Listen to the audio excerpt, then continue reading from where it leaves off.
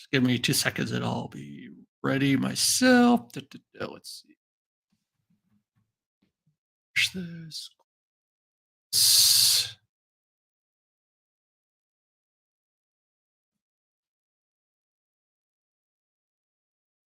I'm good to go. All right, let me pull up my notepad for taking notes of who's that. The start is going to be at, we'll go at 45.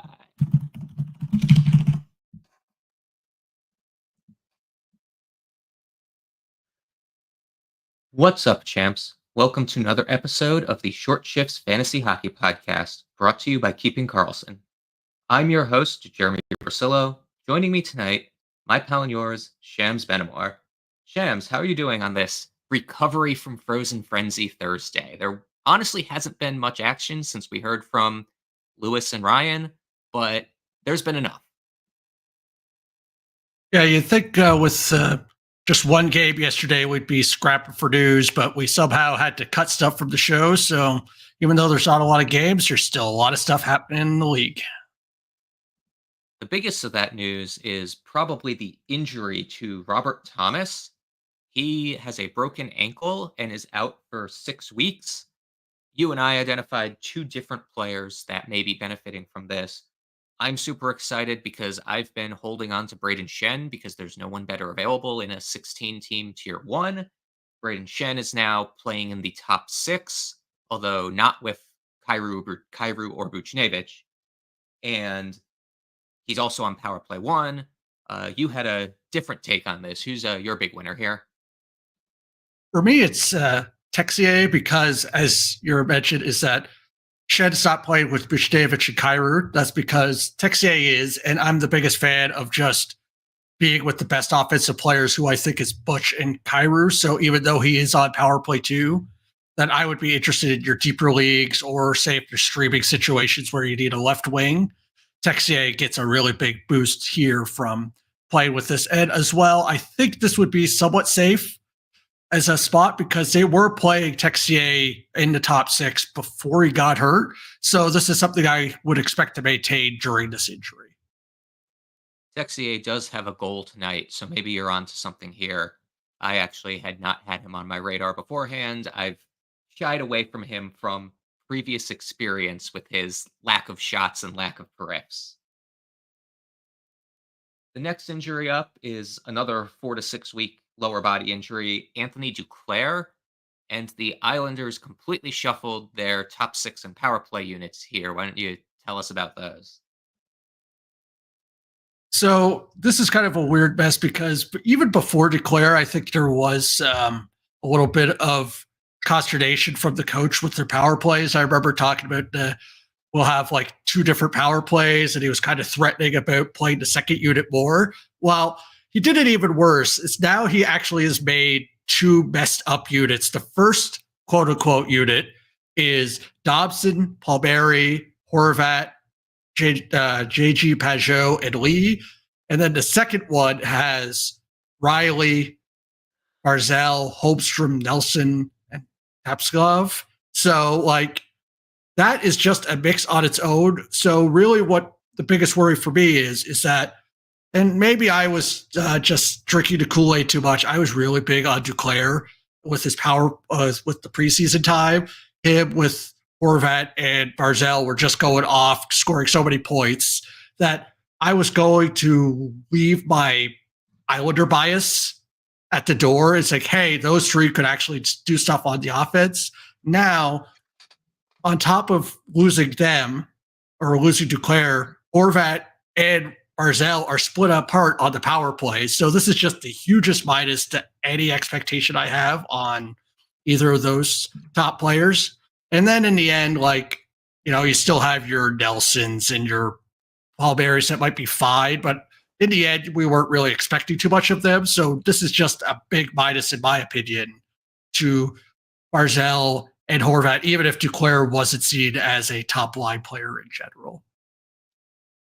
I'm with you there. My Islanders bias is strong. They seem to be a more complete hockey team rather than an all-out offense hockey team year in and year out. Does not matter who the coach is.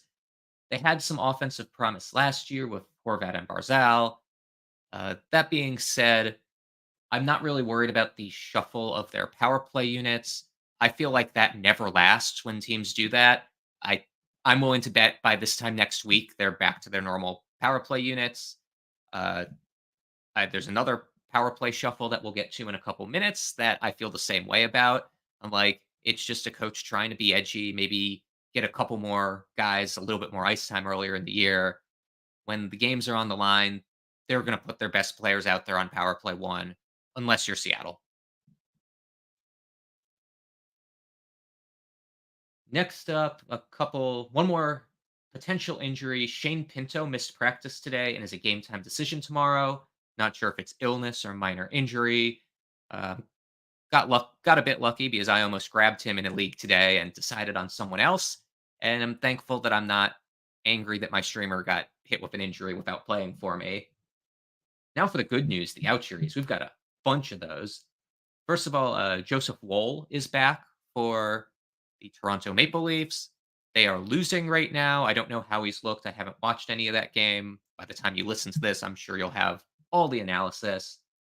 And for New Jersey, Luke Hughes and Brett Pesce both returned as a defensive pairing. Apparently, they've been rehabbing together and getting to know each other. So it sounds like a nice little brotherly love thing where they're going to be bros on the ice for the foreseeable future.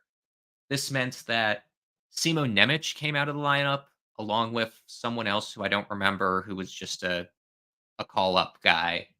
Seamus Casey had already been sent down. This does make it kind of interesting in New Jersey because I feel like they have 7 defensemen they're going to want to get to play. Do you have any strong opinions on the New Jersey uh, defensive lineup at this point?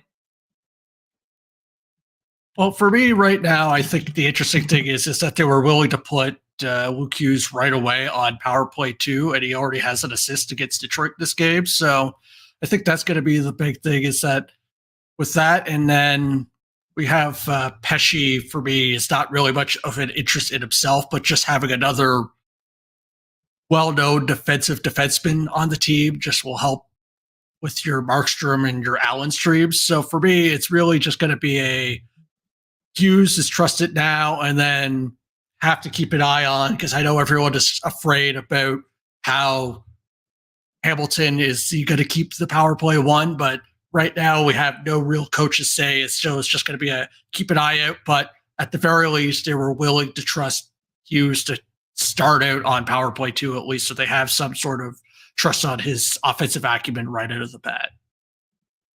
I'm actually really liking New Jersey's defense from a real life perspective. I mean, Brendan Dillon, Jonas Siegenthaler, Kovacevic, Pesce, those are all guys that can play minutes, not be a negative, should be decent, steady Eddie guys when it comes to playoffs. They've got, Nemec and Casey that can fill in case of injury. I think New Jersey's built a pretty good team here, although not a ton of fantasy relevance outside of those power play guys, obviously. Other, I guess I'll call them potential outjuries because they aren't quite back yet. It sounds like Sasha Barkov will be back for Saturday's game. That'll be nice to get him back in your lineup. I do wonder if that means the end of relevance for Anton Lundell. I've quite enjoyed having him recently. He was kind of hot before Barkov went out, but on line 3 and power play 2, that's a tough guy to hold, especially with them going to Finland's next week. So I think they play Monday, Friday, Saturday next week, and then don't play again till the following Thursday because they'll be coming back from Finland to recover. Probably a drop there.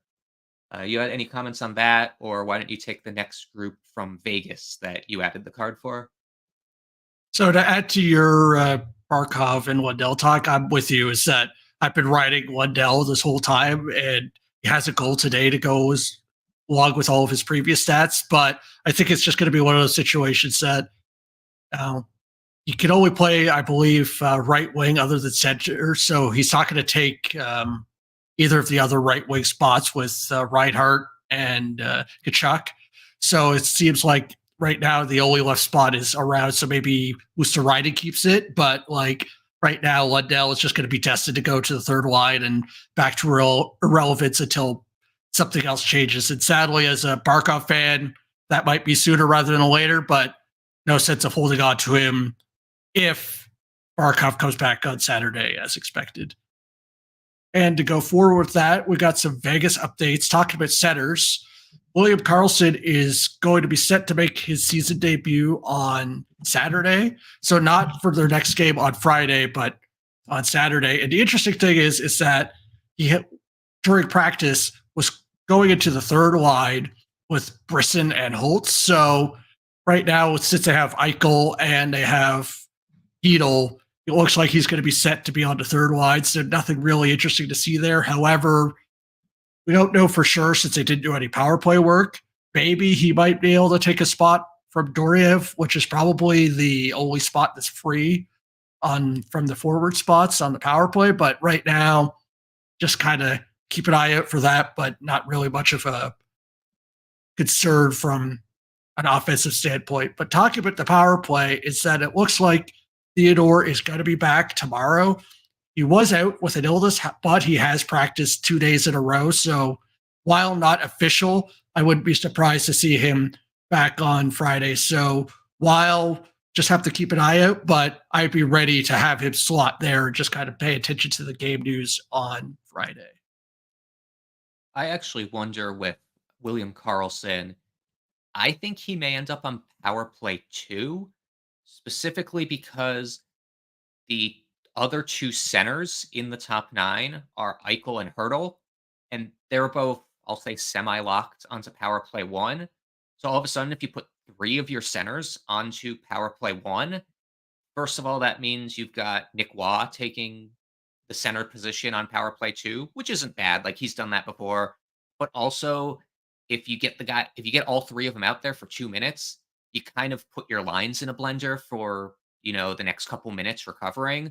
I generally am a believer that you want 2 centers on your first power play so that, if someone gets kicked out of the faceoff dot, you still have a chance to gain control of the puck. But I'd be curious if they'll actually try to throw 3 of their 4 centers into that position. That's just some speculation on my end, though. Last but not least, we've got a few more very minor outjuries before we go back to break. Some not so minor. Arturi Lehkonen has been not cleared yet, but he's close. It sounds like I think he meets with the doctors this weekend or early next week and may be cleared for contact. So he'll start practicing and hopefully be back by mid-November.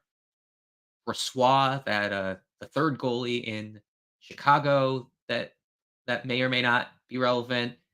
He's going to practice next week, but is still a few weeks away, including a conditioning stint, straight from the coach's mouth there.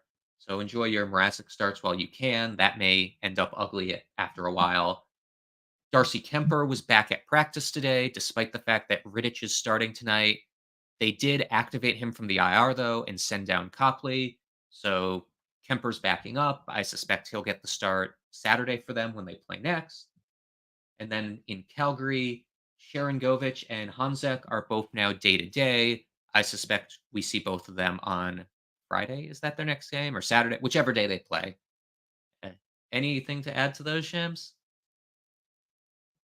I think the biggest mover for this one is that I think Sharon Govich, because I feel like he's the closest out of the group here that will play and probably the biggest impact because if I remember correctly, he was like first line, first power play set up in preseason, and then people were drafting him as such, and then he just ended up never even getting the chance. So maybe take a look at your leagues that maybe if they're shallower or someone had injury issues and had to drop him, that might be worth a stash or waiting till the news comes out for a pickup because I don't believe we have lines with him yet, but I feel like he had a strong history or at least a good game late last year and has the potential of being put back into good deployment once he's back.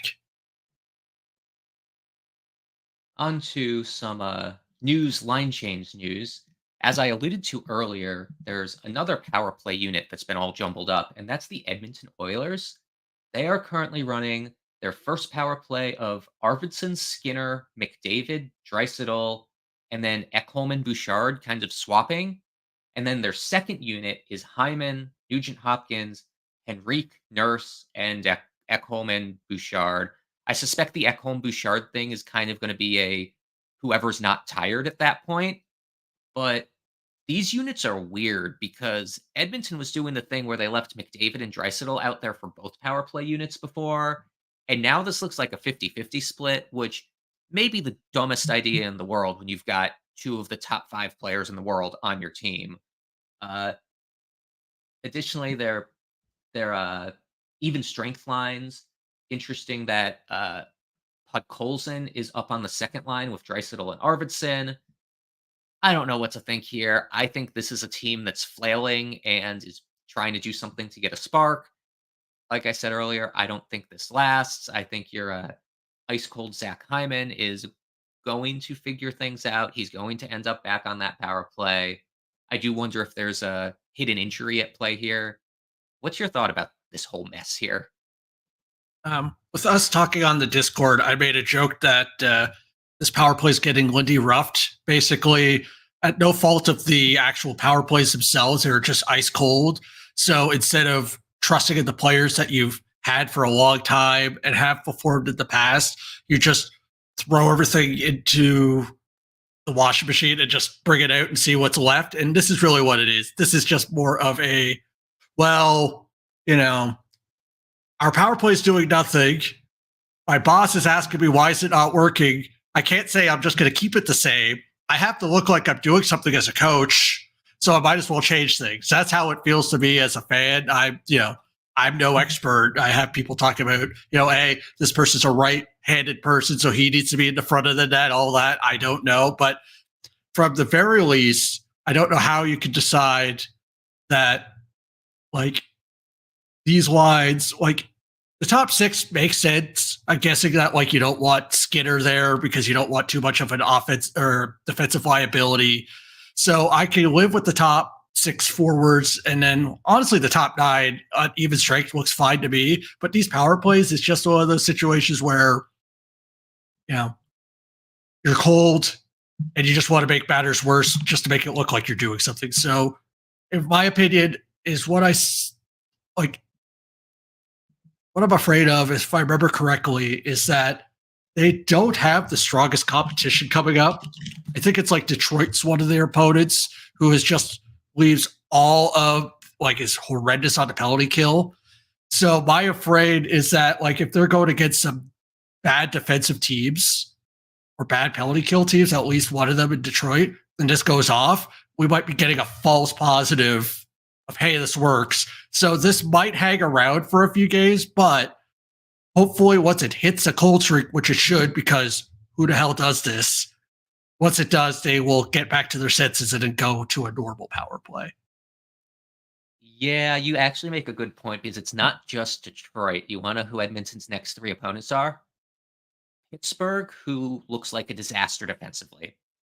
Detroit, who seems to be getting hemmed in their zone, although Lions bailing them out. And then Columbus, who's playing well, but widely considered one of the bottom three teams in the league. I could see Edmonton scoring 15 goals in the next three games, including a bunch on the power play, and the coach deciding that this is because he did something smart. I'm also low-key kind of wondering if Edmonton's at the point where they're going to fire another coach and get another 17-game win streak and all that. I say that somewhat tongue-in-cheek. I don't think it's that bad yet, but it is do or die time. I seem to remember back in the Crosby's prime, Pittsburgh was never happy with their coach. It's a thankless job being the coach for the league superstar, because if you have any sense, you know that he knows better than you for just about everything, but you're still the coach. You have to do some coaching instead of just saying, McDavid, fix this. So I do not envy the coach's position here. Why don't you tell us about another power play shuffle in Chicago this time? This one baffles me as well. It's not as egregious as before, but for some reason, the Chicago Blackhawks just decide, you know what? Our power play that's actually have been doing pretty well, let's change it and take Seth Jones off the top power play. It's right now you have the power play is, I believe all of these people were there before. It was Bedard, Teravainen, Bertuzzi, and Foligno, and Vlasic, the other Vlasic, not the one that's playing for the Sharks. And that pushes Seth Jones to be with Hall, Kurashev, Reichel, and Maroon as power play two. This one, like if I remember correctly, I'm not a prospect person, but if I remember correctly, Vlasic does have some history of, or at least some acumen from an offensive standpoint.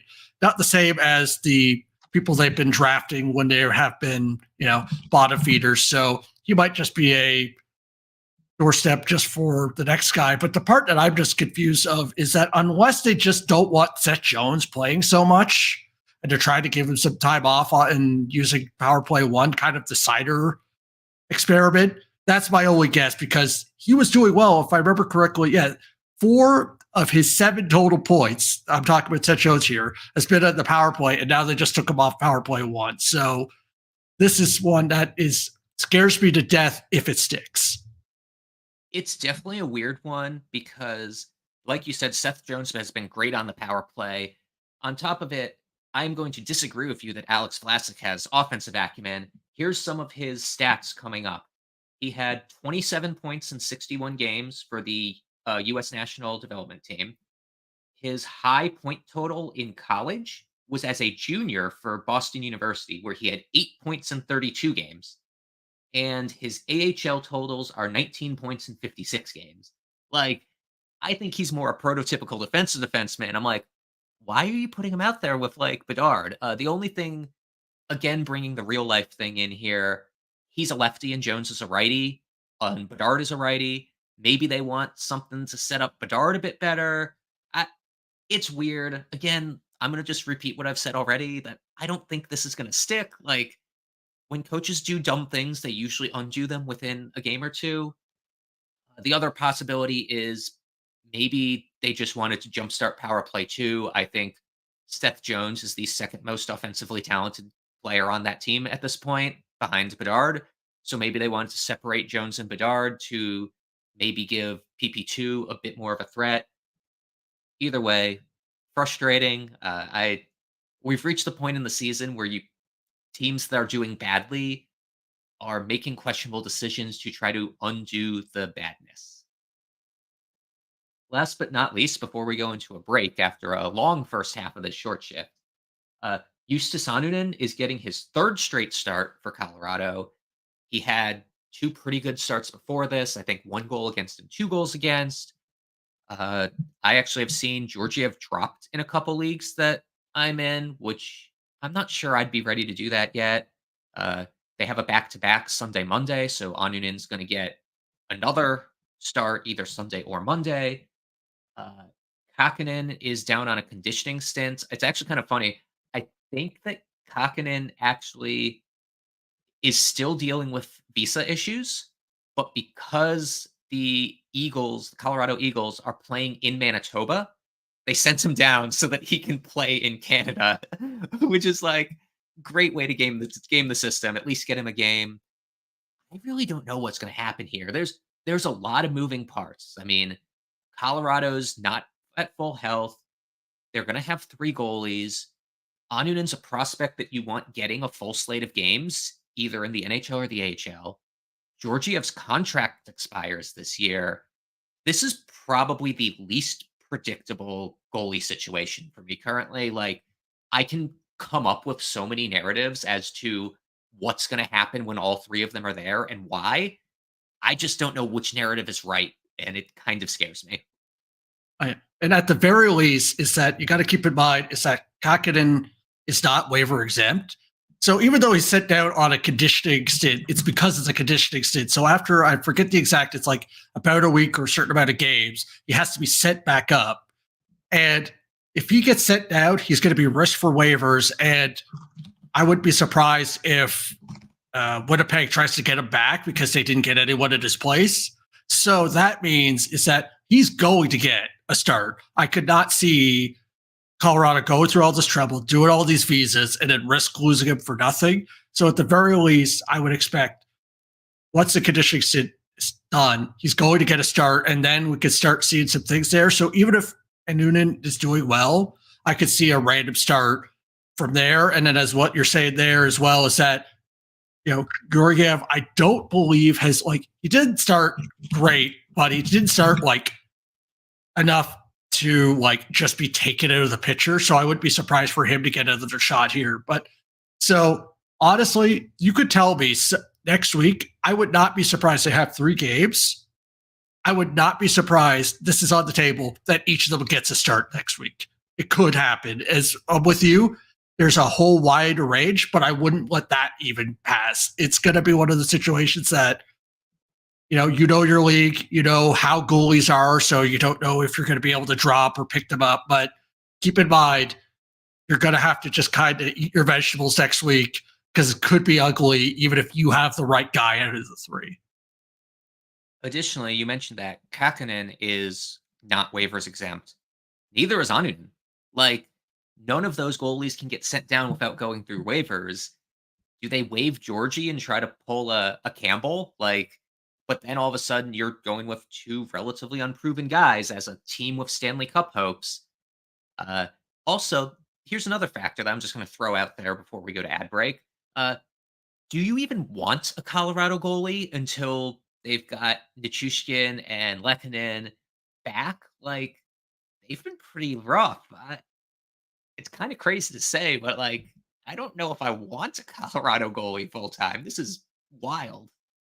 Yeah, it's one of those situations at a Cats league. You could get blown up any week and maybe get your win, but lose out on your save percentage. But you really just kind of have to look at your league settings because earlier we would be like, oh yeah, it's Colorado, just play your guy. But I'm with you. It's not even a set and forget kind of thing, even if we start seeing some volume come around for one of these guys.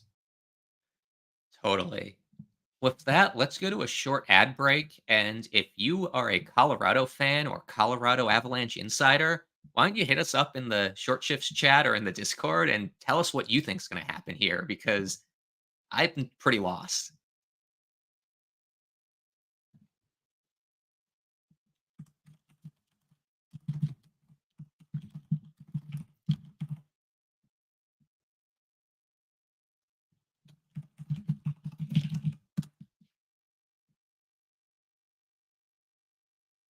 Welcome back, everyone. We're going to go through some hot and cold players. And to start, we're actually going to Redux, something that Shams, or not Shams, let me restart that. 2810. Welcome back, everyone. Next up, we're going to go through our hot and cold players as usual. But before we do that, we've been requested to redux something that Lewis and Ryan went over last Short Shifts on Tuesday. They had a conversation at the Anaheim Ducks and concluded that everyone except for Terry, I think Minchukov and Dostal were cut candidates. And the chat in the Discord was quite upset that Leo Carlson wasn't given his due. He's had 3 goals and an assist in his last 4 games, 2.3 shots per game play, getting about 17 minutes and half of the power play time per night. Actually, I was looking at it, and his stats are actually pretty similar to Troy Terry's. Carlson is a pure center, though, while Terry's a winger, so that may play into it. So chat was kind of commenting that, wait a minute, you should be holding Carlson too. And my opinion is you should be holding neither of them. Shams, what do you think of this? So you can have 4 opinions on the Anaheim Ducks if you needed that many. So I'm going to kind of sit in the middle. Is that right now they're playing fine. They're all getting goals. For me, it's the fact that they're getting goals. If it was just assists, maybe I'd be a little bit less interested. But for what I would look at these is that with Terry and Leo Carlson is that ride them as long as they look half decent and they are like they're getting goals, they're getting shots, they're performing well for the most part. But if they start going on a cold streak, I would not be so, oh, they're going to come back. I feel like this is one of those situations that unless they switch from a top 9 to a top 6, and I'm not sure that they're going to do that, but like with this kind of the way I look at it is that the same as Seattle is that they just play their forwards in such a spread out way that I do not expect any consistency, but I'm willing to ride hot streaks. And I would consider Leo Carlson and Terry to be doing well enough that if they're already on my roster, I'm happy. I'm not sure if I'd rush to pick them up unless they're still on the hot streak and I need their off night games. And then really from that situation, I'm just kind of, if I see a 2 or 3 game cold streak, I would not be afraid to drop them depending on who my other options are. Yeah, I will caveat my opinion with I am more aggressive on the cutting bait on players than most people usually are. So that could be my flippant dismissal of you should drop both Terry and Carlson. I will also caveat by saying I am currently holding McTavish in tier 1, and that's mostly because my roster is so stars and scrubs that I have like 3 players worse than McTavish on my roster, which is really frustrating because I want to drop McTavish because he's been doing nothing. But if I'm going to keep someone, I'd rather keep him over Tomas Tatar or Martin Ferrari, I guess. Our first hot streak of the day is a player that I loved in the preseason, have him in a couple leagues. Timo Meyer has, in his last 4 games, is now up to 5 assists and 2 goals. He has two 5-shot games in that span, although only a total of 13 shots currently. 3 of those points are on the power play, despite the fact that he got demoted to power play 2. So maybe something's working here. Additionally, he's hitting even more than he usually does. So I've been pretty happy with Timo Meyer lately, despite the scare of him getting moved away from Jack Hughes and off of the first power play. What do you think of Timo here? So for me, I think it's really just kind of the showing of the strength of the team in general that if you're not with Hughes and you get to be with Heischer, that's still perfectly fine. And as we mentioned before, is that Luke Hughes is back. So now they have a bona fide power play quarterback that even if he switches with Hamilton, then he's with Hamilton on power play 2. Now, obviously, power play 1 is better, but this is not like another team to say, hey, if you went from power play 1 in Detroit to power play 2, that would be a death knell. But with being with these kind of players, I'd be perfectly fine with riding this hot streak. And even if it goes to like a somewhat cooler off to a normal stat, that he can turn it on at any point because he's still surrounded with great players, even if he's not with the best of them. I definitely have even a bit of hope that if he goes a little bit cold or a shakeup happens, that he'll end up back on power play 1 and be even better than he is currently. Like if he's doing what he's done for the first 8-9 games of the season for the season, I'm pretty happy with him where I drafted him. Like he's shooting 4 times a game, about give or take, lots of hits, some goals, some assists. That's the Timo Meyer I was expecting. And if there's upside for more, I'm tentatively excited. On the other hand, we have Zach Hyman, who we mentioned earlier, still pointless through 7 games. He's only got 2.4 shots per game, which is down from, I think, 3.1 or 3.2 last year. He's off of power play 1, but still with McDavid at even strength. What's your concern level for Zach Hyman? I think this is one of those situations where you're just going to have to cross your fingers because I'm not in a position is that I'm not trading low.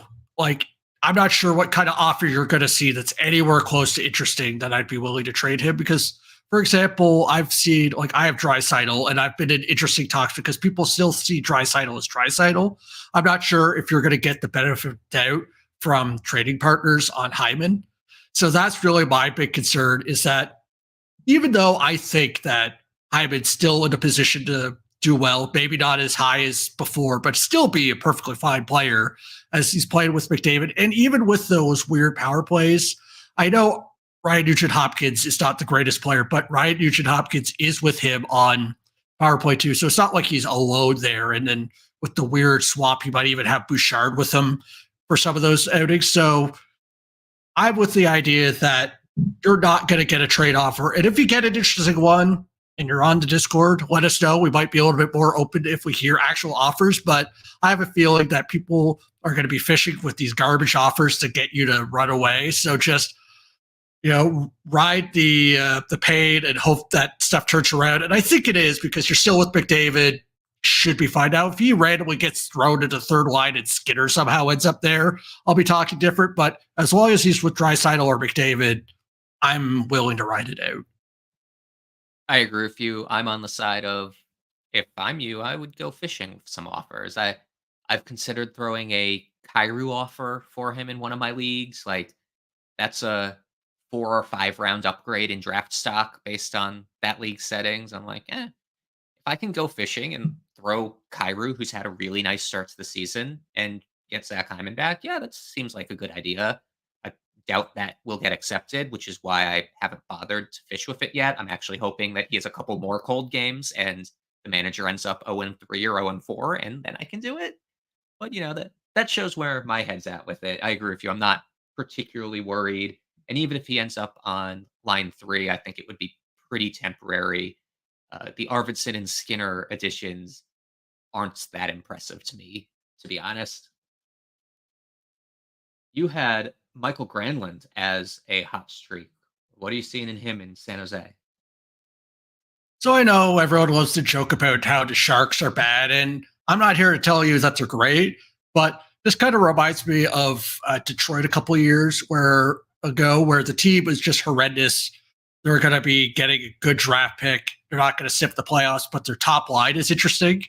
And this is where this comes into play is that right now, and I just realized this after their last game, is that Granlund is literally a point per game player. He has, through 7 games, a goal and 6 assists. And on top of that, he's averaging over 3 shots a game. So it's not just that he's kind of randomly locking into a power play assist or something like that. He's participating in the game. And the nice thing to see with this is that he's pointing, he's shooting, and this happened before, he was doing this with on the second line before Celebrity got hurt and after when Celebrity got hurt. So the way I see it is that when Celebrity comes back, sure, he's not going to be with Toffoli, but I wouldn't be surprised if Zetterlund goes back with him and it's going to be him, Zetterlund, and someone else, which is maybe, obviously not as good as Toffoli, but still serviceable line mates at even strength. And he's had power play 1, so he'll still keep the power play. So for what I see here is that this is something that I see as a long-term hold. I have a couple. I'm happy that you probably spent a late draft pick. This is the way I see it, is that if he goes cold for a little bit because Sharks are going to, hit a rough patch where no one scores, I see him as a season-long hold and something to keep in mind as we're saying before about fishing for trades. If this team goes cold and I was on another Cupful team and I didn't have him, would be the time where I would be shooting trades because I see him as a shooter. He has a position to get points, and he's played with, what is left of the good players of the Sharks. So something to keep in mind going forward. I'm currently real quick trying to pull up. Sorry for the typing. How owned he is in Cupful. I'm assuming he's 100% owned with this week's schedule that they had. But if he's available, yeah, he's 100% owned. If he gets dropped after this week, or I guess after next week, because I think they have a good schedule next week too, I'd be adding him. To add to your hype about him, he was a 71 point pace player last year, which is probably ownable in Cupful, even with the lesser shot total. His shooting percentage right now is half of his career average. He actually should have another goal or 2. And he's getting almost a minute more time on ice than he was last year. Yeah, I'm full in. I don't want to say buy high because he's still a 3rd or 4th center on your roster. But if you can buy him for a streamer, or if he gets dropped, I'd be blowing a significant amount of fab on him. Granlund's been really good, and he's like a trusted player in San Jose. I think he's a bit of a a leader on the ice. I don't know if he has a letter, but he's kind of teaching the young kids how to play in the NHL, a veteran presence similar to Foley. But yeah, I'm all systems go on Granlund. On the other hand, you aren't as hot on Elias Lindholm. Yeah, talking about a change in fate is that people that drafted him probably thought they, struck it rich when he got 5 points in the first, I think it was like 4 games or 3 games, 2 goals and 3 assists, and now he's gone pointless. And the worst part that just kind of scares me is that he's not doing much elsewhere. He's getting like literally a shot a game. I think he has 1 game with 2 shots, but the rest were 1 shot. So this might be just a pessimism on the player in general because the last time I remember him before he got the contract to come here, he got traded to Vancouver. And then within like a week or two, they just decided, hey, we traded all of these assets. Usually you have a team that would have sunk cost fallacy. Oh, we paid for him. We're going to put him in a previous spot. They threw him to the third line. Now, mind you, they have Henderson and Miller, but still, that's the guy that got brought over, supposedly saved the center depth of Boston. The only real thing that I have that maybe you might be a fan of with Lindholm is that it's not like they have, a knight in shining armor to take over a spot. But really, right now, that team is Pasternak and Pasternak only. And sure, you might get a random assist here or there off of that. But if he's not shooting, you might end up in a situation where, like, I'm just coming to this realization right now. Who would you take if you were an Elias Lindholm manager and someone offered you Granlund? Would you be rushing to add him or accept that trade? That's a tough one. I am a Lindholm owner, and I still kind of have reasons. I believe like he's getting a lot of peripherals, a lot of hits and blocks, which is nice. And also Pasternak has 2 points in his last 5 games. So it's either a Boston is in a slump, and when they turn around, Lindholm will go back to his 65 to 70 point pace, or it's a Boston is bad now, which people have been prognosticating for the last 3 years, and they may be right this time. Like I am one of those people who has definitely said Boston is bad now each of the last 2 years and been wrong. So I'd want to give it a couple more weeks, but you're right that Lindholm may end up in drop or trade for Granlund's type territory. We'll have to follow this one closely.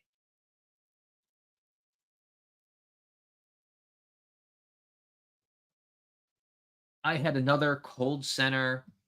This one, your wings team here. Larkin has only 4 points in 6 games and only 2 shots per game. The time on ice and power play time on ice are actually up, though. What's going on here? Are you concerned? Should I be concerned as someone who drafted Larkin early? What's going on?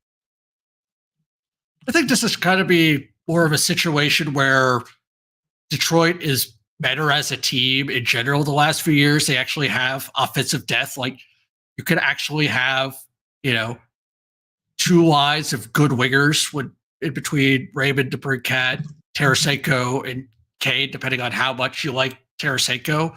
So I feel like what the situation is going to be is that you just have better wingers that can actually participate into the game. And while his shots might be going down, his points might be rising. And as I say this, Larkin scores from a feed from Canes on the power play. So there you go. So I think this is going to be one of those situations where I'm actually happier. He might have a lower, as I just mentioned, is that he doesn't have to do as much. But the nice thing is he doesn't have to do as much, but he's still as the top line center and power play. So he's still going to get the benefit of the people around him. So maybe the lows will be lower because you won't have the shots to lead on, but those highs will be higher because he actually is in a better position to score points. And maybe those shots will be coming on higher quality chances, such as a feed from Kane. This sounds like it was one of those complain about your player and they'll do good things for you. I had a friend the other day in a different Discord who was ranting about Brandon Hagel. And literally 5 minutes later, he scored a natural hat trick in like 4.5 minutes. Complain about your players, they'll do something for you. That's all we've got time for tonight. Thank you for joining us. If you enjoyed our show, please consider joining the Keeping Carlson patron group at keepingcarlson.com/patron. You can play in the Keeping Carlson Ultimate Patron Fantasy League and interact with Brian, Elon, myself, Shams, everybody else in the Short Shifts crew, and that you've heard as guests on the pod, along with hundreds of other talented fantasy managers on our active Discord. Please check out www.gamedaytweets.com to get all the best info from Twitter without having to slog through the rest of that place, including team by team and searchable tweets by player name, and my favorite feature, the goalie confirmation, including our guesses for who's going to play 2, 3, or 4 days ahead of time. Visit that site and other great sites we use to research our episodes at Yahoo, Frozen Tools, and Natural Stat Trick. Our intro and outro music were created by Pat Roach. Until we see you next time, play smart and keep your shifts short.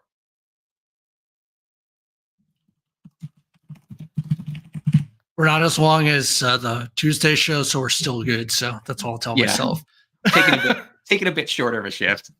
It's funny because I feel like usually you and I are the ones who go long. Like Lewis is pretty good at keeping it short. Like I think with the kids, he's like, nope, this has to be short. You and I though are like always 45-minute shifts. Well, the thing is that This Is Me was restraint. Like, if you just gave me the thing, like, I could make this a 3-hour show. Like, well, it doesn't help. Like, either way, enjoy. Who are the Kraken playing to forget? The league leading Winnipeg Jets, hoping to give them their first loss. Hey, they're due for some regression. They've been lucky. So good luck to the Kraken, and I hope you have a good one. Yeah, have a good one, James. See you next week. Later. But remember to stay in chat until it uploads. Yep.